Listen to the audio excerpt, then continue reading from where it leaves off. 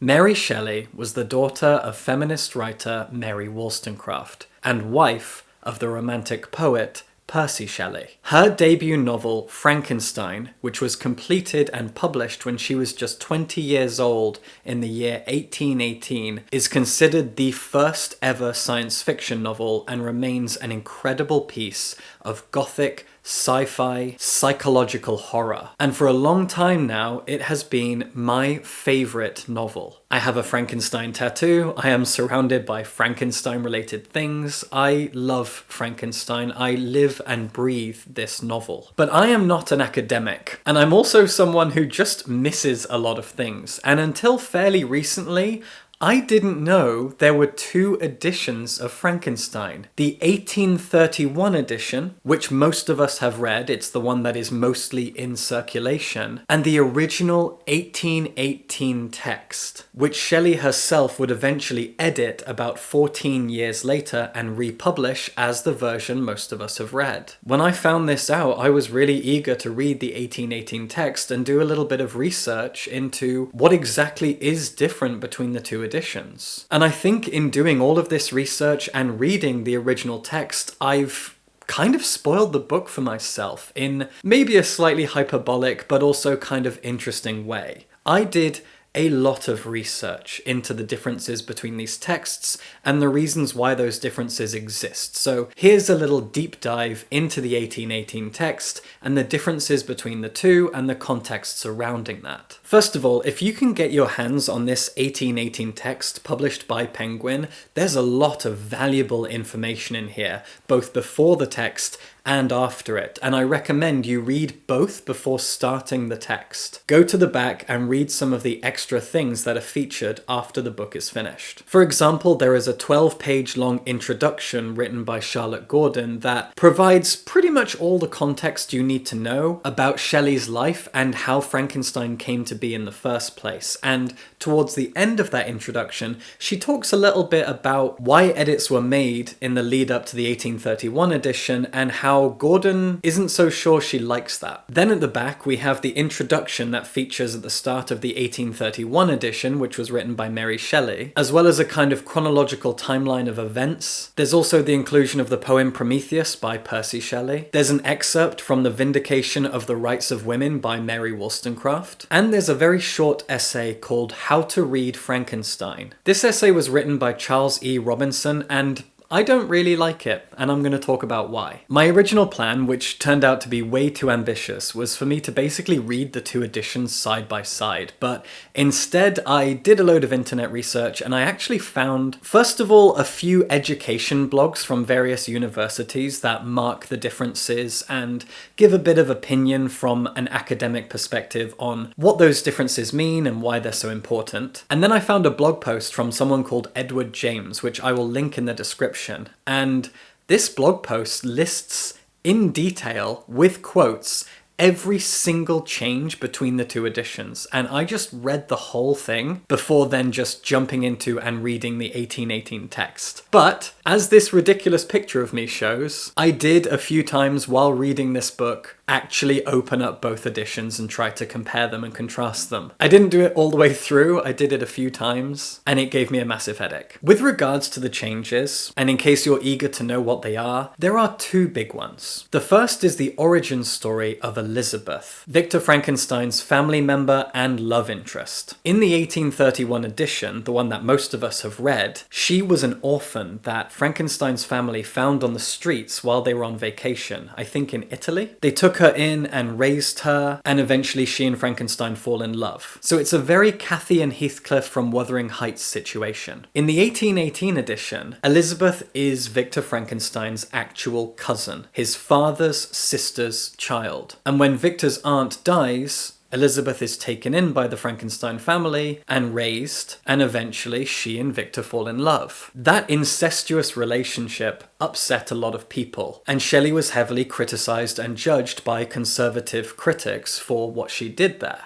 So she changed it for the 1831 edition and made it so that they weren't related by blood and they just grew up together. The other big change is something that is a lot more difficult to talk about, and it's the reason I say I feel like I've kind of ruined this book for myself, because I'm not an academic and I genuinely feel like I don't have the intelligence or the patience to really understand this change on an ethical level and also on a linguistic level in terms of the actual content of the book. It kind of drove me insane trying to understand it for myself. You see, this big change, and I do think it is a massive, very important change that has led me to believe the 1818 text is better, is that Victor Frankenstein's agency is kind of removed and a larger emphasis is placed on fate. In the 1831 edition, so much of what happens to Victor is out of his control and he is kind of guided by fate. Whereas in the original 1818 text, Victor Frankenstein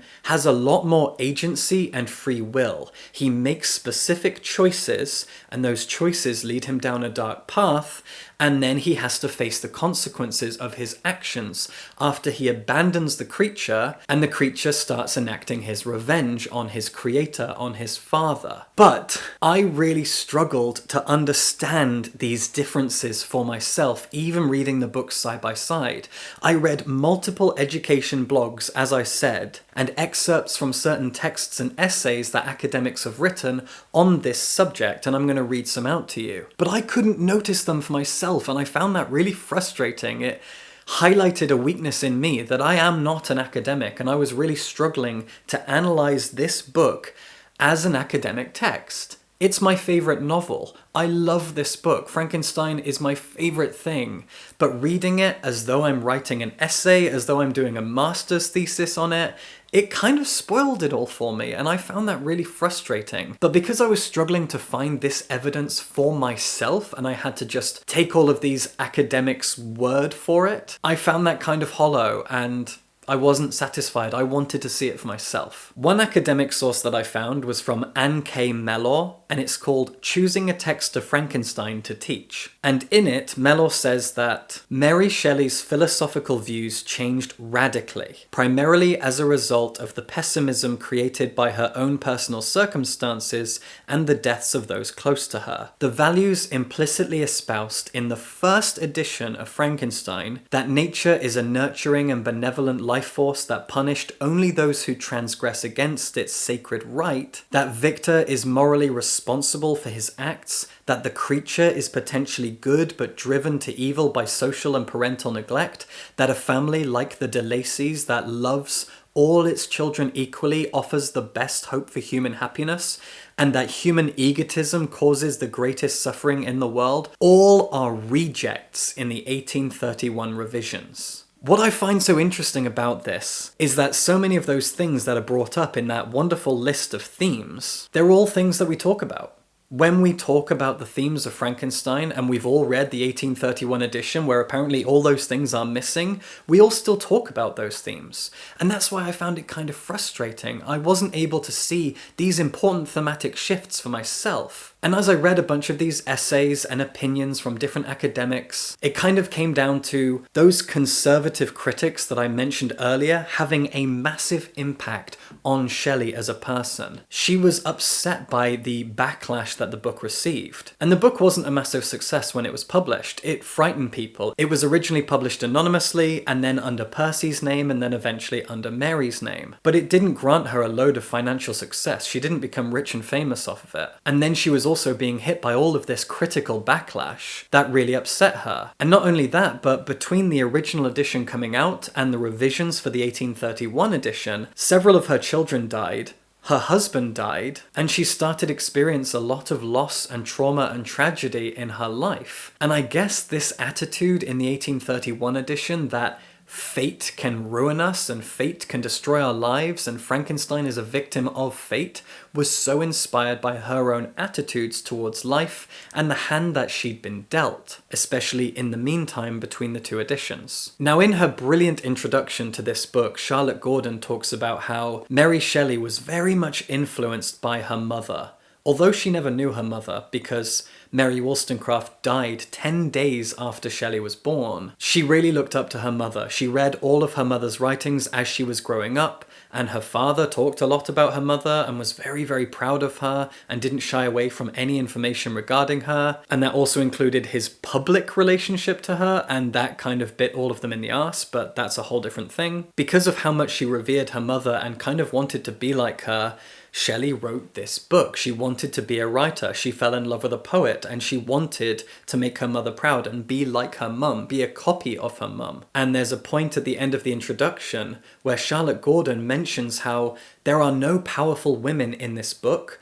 and the omission of strong female characters is itself an important and purposeful element of the book. What she specifically says is this: where are the powerful female characters? With the exception of Margaret Saville, the women are unable to exert any influence over the men in the story. Ultimately, the absence of strong women holds the key to Frankenstein's main themes. When women are not allowed to have a voice or to play important roles in society, Mary implies loss ensues. Unchecked male ambition will lead to destruction, injustice, and devastation. And that's such a cool, interesting, fantastic point. But Shelley was also influenced by the fact that when she got together with Percy Shelley, who was initially a married man, and his first wife, by the way, also committed suicide, Shelley returned home expecting her father to understand that she'd gotten together with Percy, but he didn't, and he rejected her, and that rejection of his child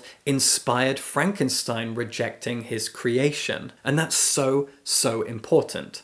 All of this context is fantastic. Gordon's introduction is wonderful. But I also mentioned that I didn't really like Charles E. Robinson's essay on how to read Frankenstein, which is featured at the back of this book. And that's mostly because of how he ends the essay, where kind of out of left field, he suddenly sums up what he thinks it's about thematically. But he hasn't been building to that in the essay. He doesn't lay down a thesis statement and then build towards it with evidence and commentary. Instead, he just talks about whatever he wants to talk about for a long time, and then at the end says this: at the very center of the novel, the monster is spurned by Felix the happy, Agatha the good, and Safie the knowing. Even more horrible is the monster's own self-deprecation in his final words to Walton: "You hate me, but your abhorrence cannot equal that with which I regard myself." Frankenstein ultimately is a novel about self-loathing, and the monster's final exit in Darkness and Distance predicts the horror of Joseph Conrad's Heart of Darkness, another doppelganger frame tale published at the end of the 19th century. This random connection to Heart of Darkness I didn't care for. It's kind of a pointless thing to end an essay on. And also, the book is not about self-loathing. You can't summarize an entire important piece of literature as being about just that one thing. That is ridiculous and kind of reductive. And I really didn't like that. I'm not going to say self-loathing isn't a part of this book. Of course it is. Frankenstein spends most of the novel hating himself for his decisions, for his choices, for his actions. Sure. But to say that's all the book is about is ridiculous and kind of dumb. Whereas at the end of her introduction, Charlotte Gordon says what most of us know about Frankenstein. Frankenstein is the story of one man's ambition with the creation of life, and his subsequent abandonment of his creation. It is a study of guilt and innocence, creativity and destruction, but it is also a cautionary tale. By fearing the stranger, by abusing the vulnerable and the outcast, society creates its own monsters. Right, yeah, good, exactly, very good. She knows her stuff. She also mentions in the introduction that the monster represents the rejects of society, which at the time were working class men and women who had fewer rights, women in general who had fewer rights, and enslaved people who had no rights. And that's partly why Frankenstein is so timeless. The creature goes on to represent the downtrodden and the rejected of society in any given era, and that's really important and valuable and powerful, and also why I relate to it. And also why so often Gothic books like this one feel intensely queer, and queer-coded, and queer people at least relate to them very strongly. So as I said at the beginning, and I got very frustrated about it, and I'm still frustrated, I now believe the 1818 text is more important. The idea that Frankenstein's agency and his free will were kind of evaporated and diminished, and in the 1831 text, fate is now a driving force and I guess could even be described as the villain of the piece. I don't like any of that. But it frustrated me not just because I don't like that, but because, as I said, I personally couldn't see it. When I read the 1831 edition, I'm not thinking about fate and how Frankenstein doesn't have agency. And when I read the 1818 text, I didn't think about how he now has more agency and makes more clear-cut decisions. Although I will say that it is very clear, especially in the first few chapters, that the 1831 text is longer, like a good few dozen pages longer. And as I said, I read through that really long blog post that looked at specific sentences that were, 10 words long in the original 1818 text, and expanded into multiple paragraphs, maybe a whole page or two, in the revised and more popular 1831 edition. This whole thing about fate is summed up here, returning to Anne K. Mellor's Choosing a Text of Frankenstein to Teach. In the 1818 text, Mellor notes, Victor Frankenstein possessed free will. In 1831, he is the pawn of forces beyond his control. He is a victim rather than an originator of evil.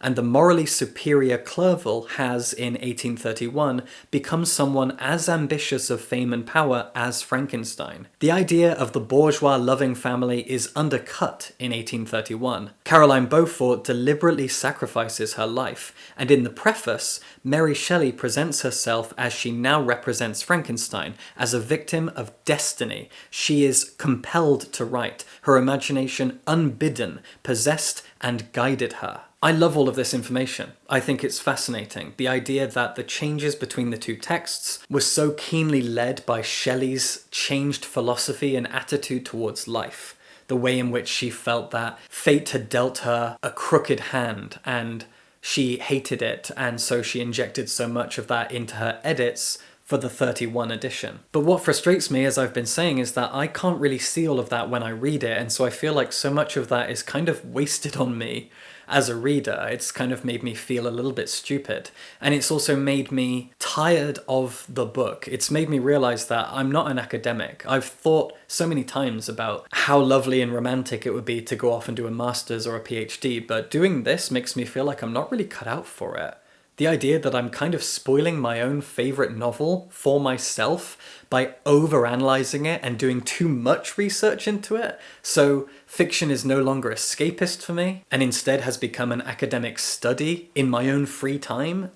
Turns out I don't like that. I'm a book critic. I love criticism as an art form, as a skill, as a technique. I love criticism. I love being a critic. And the act of criticism really does spur me on to read constantly, book after book after book, and return to old favourites with that same critical eye. But a critical eye and an academic eye are different things, and I am not a good academic. So a lot of these changes are things that I really appreciate and have changed my perspective on Shelley and the book and the context of it all, but it's not stuff that I can appreciate and dig into and find and unearth and sit on and mull over by myself. I needed all of these guiding hands from all of these essayists and bloggers to be able to tell. So I've now come to appreciate the 1818 text a whole lot more. I don't like the additional theme of fate. I don't like the idea that she had to kowtow to these conservative critics who found the book too morally reprehensible. And so I now view the 1818 text as something a lot more raw and powerful and pure, I guess. And I think Charlotte Gordon does too, because, again, referring back to her introduction, she said this: "For years, the 1831 edition was the more popular version, but recently,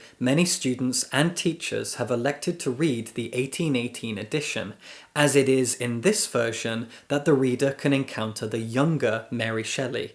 In 1818, Mary wrote with the speed and candour of youth. She had yet to lose 3 of the children she bore, and to endure the loss of her husband in a tragic accident at sea. In this version, she allows Victor the freedom to choose whether to pursue his ambitions.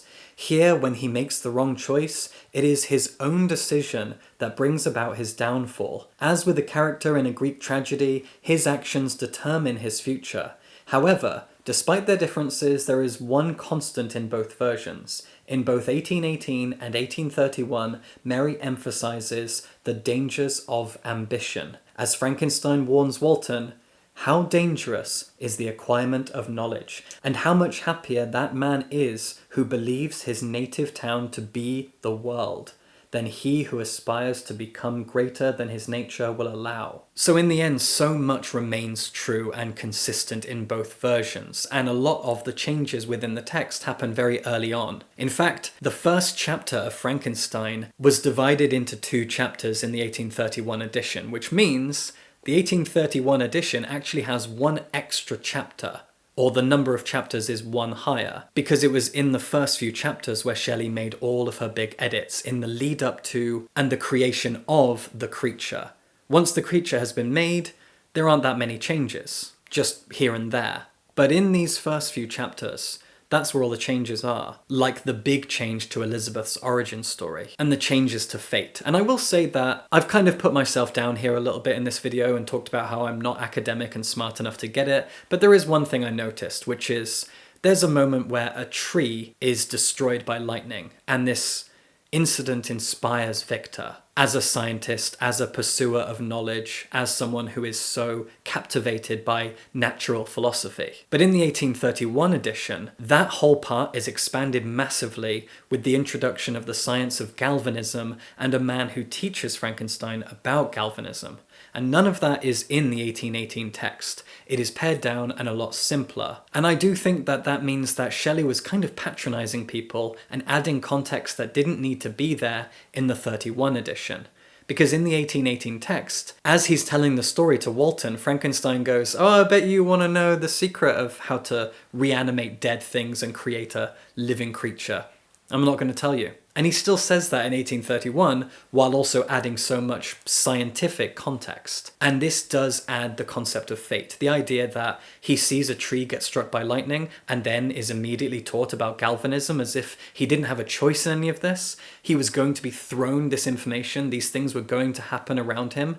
In the original text, that lightning strike is chance, but the way it's layered on top of by other events in the edited version makes it feel more like fate, like all of this had to happen, it all had a purpose, it all had a meaning, and he couldn't escape it. I could keep talking about this for a good while longer yet, but this is turning into a really, really poorly structured lecture that I have made no notes for, as I never do with my videos. Ultimately, I'm glad that I read the 1818 text because I now prefer it. And I've learned so much about Mary Shelley, about the context, about what happened to her and around her between the publication of these 2 editions. That's really, really important information. And I love Mary Shelley and I want to know more about her. I think she's an amazing, wonderful person. And I'm also glad to know more about my favourite novel. But doing all of this has been a bit of a chore.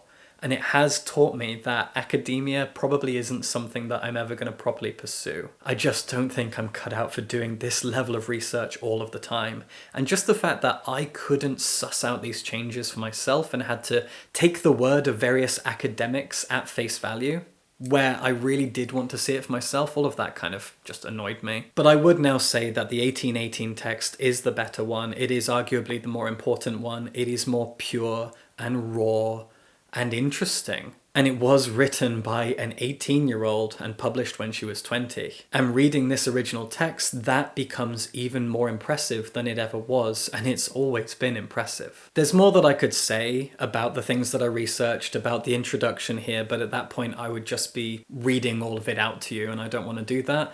I just encourage you to go get this edition of the book and check out all this stuff for yourself. I'll link a few of these academic things in the description, as I said, and you can check those out if you'd like to. But yeah, the 1818 text is different, and those changes are very interesting, and learning the context really is fascinating. And now, even though in a way I feel like all of this dry academic research that I've done has kind of spoiled my favorite book for me, it also hasn't, because it's just highlighted and proven, I guess, back to me why I love Frankenstein as much as I do. Why I love and respect Mary Shelley and her mother. And I'm in awe of the events of her life and the power of her mind, her intelligence, her intuition, her imagination. It's all incredible. Frankenstein will always remain my favorite novel.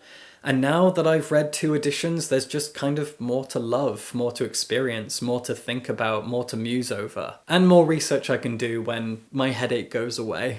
I love Frankenstein with all my heart, and if you do too, check out the 1818 text if you never have.